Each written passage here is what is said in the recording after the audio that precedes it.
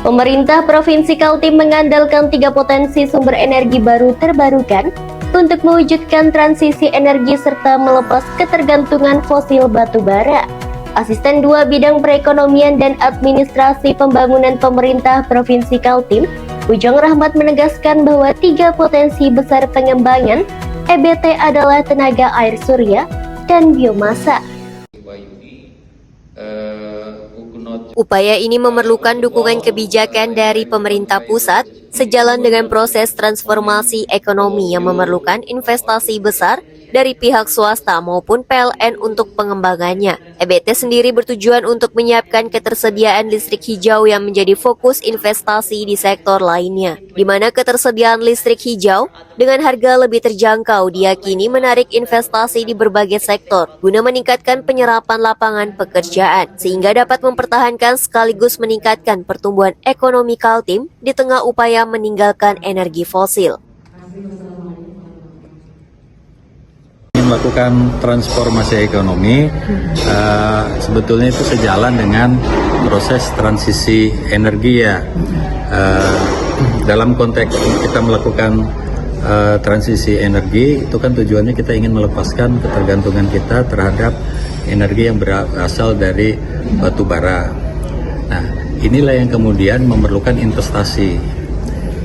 Kita ingin mendorong swasta maupun PLN itu sendiri melakukan upaya-upaya investasi untuk meningkatkan energi yang berasal dari energi baru terbarukan. Potensi biomasa dapat bersumber dari limbah perkebunan kelapa sawit dan hutan tanaman industri yang secara khusus diperuntukkan bahan baku energi. Pemprov Kaltim sendiri berkomitmen mendorong transisi energi berkeadilan sebagai antisipasi era batu bara yang akan berakhir, baik sisi ketersediaan maupun pengembangan ekonomi dari sektor tersebut. PLN melalui RUPTL yang terbaru yang baru disahkan kemarin itu berkomitmen mempercepat transisi energi menuju energi hijau. Bahkan RUPTL kali ini itu merupakan RUPTL yang terhijau kalau kita sebut ya. Nah, khusus untuk di Kaltim sendiri mulai tahun 2025 sampai 2034 ada kurang lebih 1.122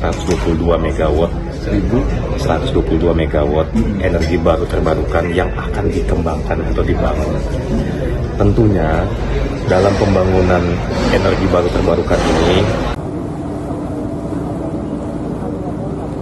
PT PLN telah menyiapkan rencana usaha penyediaan tenaga listrik terhijau tahun 2025 hingga 2034 dengan total 1.122 megawatt terkhusus di area terpencil dan tertinggal termasuk di Kaltim yang akan dibangun dengan memanfaatkan pembangkit EBT dan penghubung jaringan transmisi ke daerah. Jalur transmisi PLN menilai tengah menghadapi tantangan terkait perizinan dan pembiayaan, sehingga dibutuhkan kerjasama dalam merealisasikan percepatan menuju energi hijau.